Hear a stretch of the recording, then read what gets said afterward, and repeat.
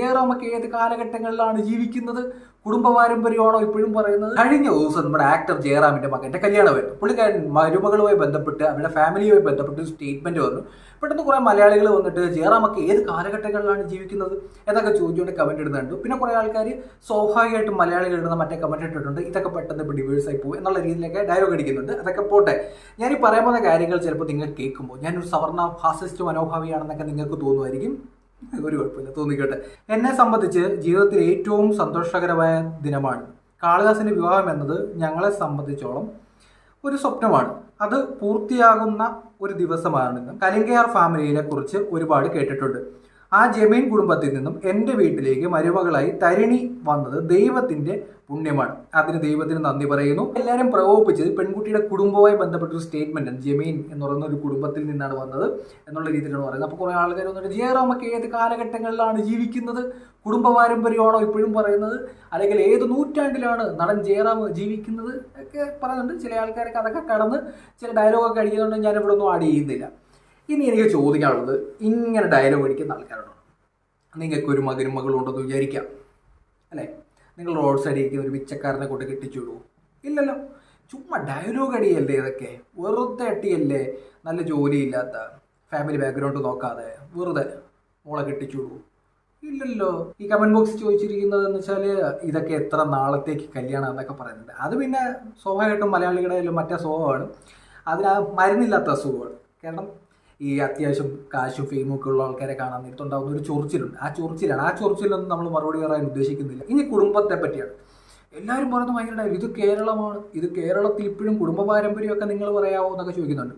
കുറേ ആൾക്കാർ ക്രിസ്ത്യൻസും മുസ്ലിംസും ഹിന്ദുസും ഒക്കെ ഇതിനിടയിൽ വന്ന് കമന്റ് ഇട്ടിട്ടുണ്ട്. നിങ്ങളുടെ മകള് കല്യാണം കഴിക്കാൻ നേരത്ത് സ്വന്തം മതത്തിൽ നിന്നും അല്ലാതെ എത്ര പേര് മറ്റു മതത്തിൽ നിന്നും ചെറുപ്പക്കാരനെ കണ്ടെത്തി മകളെ കല്യാണം കഴിപ്പിച്ചു കൊടുക്കും?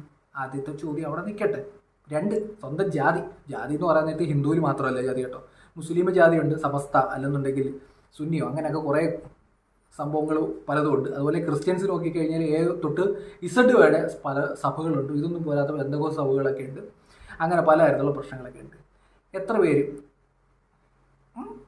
എൻ്റെ ചോദ്യമാണ്. പിന്നെ ജോലി, ഫാമിലി ബാക്ക്ഗ്രൗണ്ട്, പയ്യൻ്റെ ഫാമിലി ബാക്ക്ഗ്രൗണ്ട്, അവരുടെ ഒരു നിലവാരം, അവരുടെ ഒരു സാഹചര്യം, പിന്നെ പറമ്പ്, ഇതൊക്കെ നോക്കിയിട്ട് തന്നെയല്ലേ. അല്ലാതെ വെറുതെ മോളെ കെട്ടിച്ചു വിടുമല്ലോ. അങ്ങനെയാണെന്നുണ്ടെങ്കിൽ റോഡ് സൈഡിൽ ഇരിക്കുന്ന ഒരു പിച്ചക്കാരനെ കെട്ടിച്ചു വിടും? ഇല്ലല്ലോ. അപ്പോൾ ഇമാതിരി ഡയലോഗ് അടിക്കുന്ന ആൾക്കാരുടെ ഒരു കണ്ടപ്പം ഞാൻ ചോദിച്ചതേ ഉള്ളൂ. ഇനി എനിക്ക് ചോദിക്കാനുള്ളത്, നമ്മുടെ നാട്ടിൽ ഈ കുടുംബ പാരമ്പര്യത്തെ പറ്റി ഇത് ഏത് നൂറ്റാണ്ടിലാണെന്നൊക്കെ പറയുന്ന ആൾക്കാരുണ്ട്. ഇതിനകത്ത് പ്രധാനപ്പെട്ട ഒരു കാര്യം, ഈ ട്രാവൻകൂർ റോയൽ ഫാമിലി മെമ്പറായിട്ടുള്ള ആദിത്യ വർമ്മ എന്ന് പറയുന്ന ഒരാളുണ്ട്.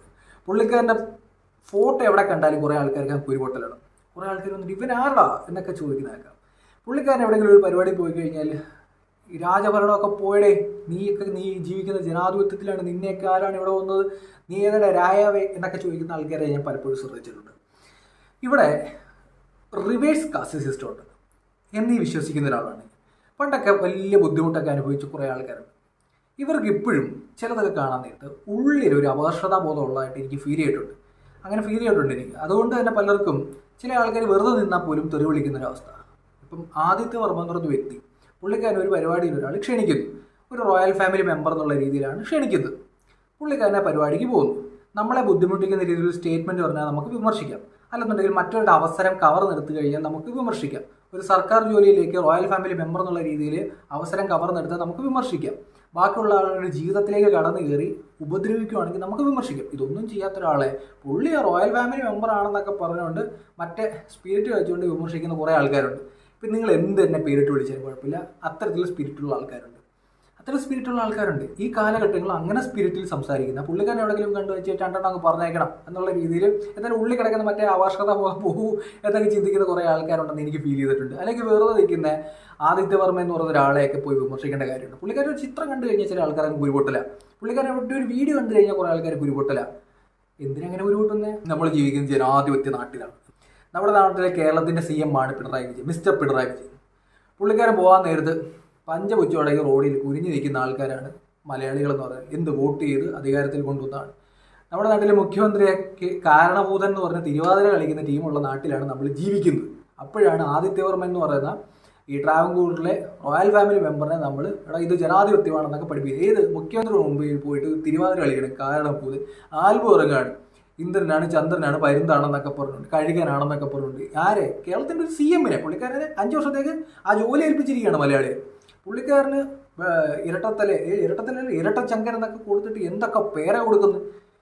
വെറും ഒരു CM ആണ് പുള്ളിക്കാരൻ. ഒരു ജോലി 5 വർഷത്തേക്ക് കൊടുത്തിരിക്കുന്ന ആ കസേരയിൽ ഇരുത്തിയിരിക്കുന്ന ഒരാൾ മാത്രമാണ്. അതിനപ്പുറത്തേക്ക് ഇരട്ടച്ചങ്ക്, പിന്നെ 4 ചങ്ക്, 5 ചങ്ക്, പിന്നെ ഇന്ദ്രനാണ്, ചന്ദ്രനാണ്, കഴുകനാണ്, പാറിപ്പറക്കുന്ന ഗരുഡനാണ് എന്നൊക്കെ തിരുവാതിര കളി. സ്ത്രീകൾക്ക് വട്ടം ചുറ്റി നിന്ന് തിരുവാതിര കളിച്ചുകൊണ്ടിരിക്കുകയാണ്. ആരുടെ പേരല്ലേ? ഒരു സ്റ്റേറ്റിൻ്റെ CM-ന് പേര്. ആ നാട്ടിൽ ഇരുന്ന് മലയാളികൾ പറയും. മുഖ്യമന്ത്രി ഒന്ന് അടുത്ത് പോയി കാണാനോ, പുള്ളിക്കാരൻ്റെ ദേഷ്യം വായിക്കൊക്കെ തട്ടിമാറ്റുന്ന കാണണം. അതിൻ്റെ ഇടയ്ക്കാണ് പഴയ റോയൽ ഫാമിലി മെമ്പറായിട്ടുള്ള ആൾ വന്നിട്ട് വളരെ മാന്യമായിട്ട് ആൾക്കാരോട് സംസാരിച്ചിട്ടുള്ളൂ. രാജ്യത്തെ പല സ്ഥലങ്ങളിലും റോയൽ ഫാമിലി മെമ്പറായിട്ടുള്ള ആൾക്കാർ പലയിടത്തും അധികാരം പിടിച്ചിട്ടുണ്ട്, മുഖ്യമന്ത്രിയായിട്ടിരുന്നിട്ടുണ്ട്. നിലവിൽ കേന്ദ്രത്തിലും സ്റ്റേറ്റിലും ഒക്കെ പല പാർട്ടികളിലും. ഇപ്പം ജ്യോതിരാദിത്യ സിന്ധ്യ നേരത്തെ കോൺഗ്രസ് ഭരിക്കുമ്പോൾ സെൻട്രൽ മിനിസ്റ്ററായിരുന്നു, നിലവിൽ BJP-യിൽ സെൻട്രൽ മിനിസ്റ്ററാണ്, അധികാരത്തിൻ്റെ ഭാഗമാണ്. ഇങ്ങനൊന്നും ആ ട്രാവൻകൂർ റോയൽ ഫാമിലി മെമ്പറിൽ ഒരാളെ നിങ്ങൾക്ക് കാണാം. അവർ ഭയങ്കര ലളിതമായിട്ട് എല്ലാവരും നല്ല സ്നേഹത്തോടെ പെരുമാറുന്നതാണ് ഞാനെല്ലാം ഇൻ്റർവ്യൂവിലും കണ്ടിട്ടുള്ളത്. ഇങ്ങനെ ഒരാളെ കാണാമെന്ന് ഇത് ഗുരുപൊട്ടേണ്ട കാര്യമുണ്ടോ? വേറൊരു കോമഡിയുണ്ട്. ഇന്ത്യയുടെ ആദ്യത്തെ പ്രധാനമന്ത്രിയാണ് ജവഹർലാൽ നെഹ്റു. പുള്ളിക്കാരൻ ഒരു ഫാമിലിയുണ്ട്. പുള്ളിക്കാരൻ്റെ മകൾ ഇന്ദിരാഗാന്ധി ഇന്ത്യയുടെ പ്രധാനമന്ത്രി. ഇന്ദിരാഗാന്ധിക്ക് ഇച്ചിരി നീണ്ട മൂക്കായിരുന്നു. ഇന്ദിരാഗാന്ധിയുടെ കൊച്ചുമോളുണ്ട് പ്രിയങ്ക ഗാന്ധി. പുള്ളിക്കായിരിക്കും ഫാമിലി അല്ലേ, DNA ഒക്കെ സെയിം ആയതുകൊണ്ട് നീണ്ട മൂക്ക് കിട്ടി. അതുകൊണ്ട് വയനാട്ടിൽ മത്സരിക്കാൻ വന്നു. അവിടെ നിർത്തി ജയിപ്പിച്ചു മലയാളികൾ. ഇന്ദിരയുടെ മൂക്കുള്ളവൾക്ക് വോട്ട് കൊടുക്കൂ എന്ന് പറഞ്ഞ മലയാളികളാണ് ജയറാമിനെ കളിയാക്കാൻ നീക്കിയത്. ഇന്ദിരാഗാന്ധിയുടെ മൂക്കുള്ള പ്രിയങ്ക ഗാന്ധിക്ക് വോട്ട് കൊടുക്കൂ, വോട്ട് കൊടുത്ത് ജയിപ്പിച്ച് പാർലമെന്റിലേക്ക് വിട്ട, അതും ഗംഭീര ഭൂരിപക്ഷത്തിൽ. എന്തിന്? ആ ഫാമിലി മെമ്പറിനാണ് വോട്ട് കൊടുത്തത്. ആ മൂക്കുള്ള ഇന്ദിരാഗാന്ധിയെ പോലെ സാരി കൊടുക്കൊണ്ട് വരുന്ന കുടുംബ പാരമ്പര്യത്തിന് വോട്ട് കൊടുക്കുന്ന മലയാളികൾ. ഇനി ഈ ആദിത്യവർമ്മയൊക്കെ കളിയാക്കുന്ന ആൾക്കാർ 2, ഈ ട്രാവൻകൂർ റോയൽ ഫാമിലിയാണ്, ഇവരൊക്കെ അങ്ങനെയാണ് ഇങ്ങനെയാണെന്നൊക്കെ പറഞ്ഞ ആൾക്കാർ. ഈ അടുത്ത സമയത്ത് സന്ദീപ് വാര്യർ BJP ലീഡറായിരുന്നു. പുള്ളിക്കാരൻ കോൺഗ്രസ് ചേർന്നതിന് പിറ്റേ ദിവസം സന്ദീപ് വാര്യർ നേരെ പാണക്കാട് ഫാമിലിയിലേക്ക് പോയി. ആ ഫാമിലിക്ക് എന്താ പ്രത്യേകത? അവിടെ പോയി അനുഗ്രഹം മേടിക്കുന്നു, അനുവാദം മേടിക്കുന്നു. കേരളത്തിലെ UDF-ലെ സകല നേതാക്കന്മാരും അവിടെ കാണും. ഒരു തീരുമാനം, കേരളത്തിലൊരു തീരുമാനം എടുക്കുന്നത് ആ ഫാമിലിയൊക്കെ അറിഞ്ഞുകൊണ്ടാണ്. അതിന് കുഴപ്പമില്ല.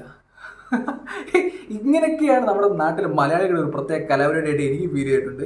ഇപ്പം ജയറാം പറഞ്ഞ എന്താണ്? ജയറാമിന് മകളായിട്ട് വരുന്ന പെൺകുട്ടിയുടെ ഫാമിലിയുമായി ബന്ധപ്പെട്ടുള്ള കാര്യമാണ്. ഒരു ഫാമിലി മെമ്പറാണ് വരുന്നു എന്ന് പറയാൻ ജയറാമിന് പറ്റില്ല. ഈ ജയറാം പബ്ലിക്കായിട്ട് പറഞ്ഞത് തന്നെയാണ്, നിങ്ങളുടെ മകളുടെ കല്യാണം വരാന്നത് നിങ്ങൾ പേഴ്സണലായിട്ട് റൂമിനകത്തിരുന്ന് തീരുമാനം എടുക്കുന്നതിന് മുമ്പ് ചെറുക്കൻ്റെ ഫാമിലി ഏതാണ്, ചെറുക്കൻ്റെ അച്ഛൻ്റെ കുടുംബം ഏതാണ്, ചെറുക്കൻ്റെ അമ്മയുടെ കുടുംബം ഏതാണ്, നമ്മുടെ ജാതിയാണോ സ്വജാതിയാണോ നമ്മുടെ മതമാണോ എന്നൊക്കെ ചർച്ച ചെയ്തിട്ട് തന്നെയാണ് നിങ്ങളെല്ലാവരും മക്കളെ കെട്ടിക്കുന്നത്. ആദ്യം നിങ്ങൾ പോയിട്ട് നിങ്ങളുടെ സ്റ്റേറ്റിലെ CM-നെ മിസ്റ്റർ പിണറായി വിജയനും അല്ലെന്നുണ്ടെങ്കിൽ ഉമ്മൻചാണ്ടി മുൻ മുഖ്യമന്ത്രിയായിട്ടിരുന്ന ഉമ്മൻചാണ്ടി MLA ആയിരുന്നു പുള്ളിക്കാരൻ മരിക്കുമ്പോൾ.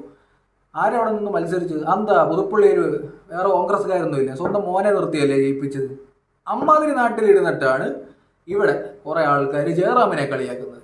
എന്തായാലും ഞാൻ പറഞ്ഞത് ശരിയാണെന്ന് തോന്നുകയാണ്. കമൻറ്റ് ചെയ്യുക, എതിരഭിപ്രായം കമൻറ്റ് ചെയ്യുക. അതുമായിട്ട് പേജ് കാണുന്നവർ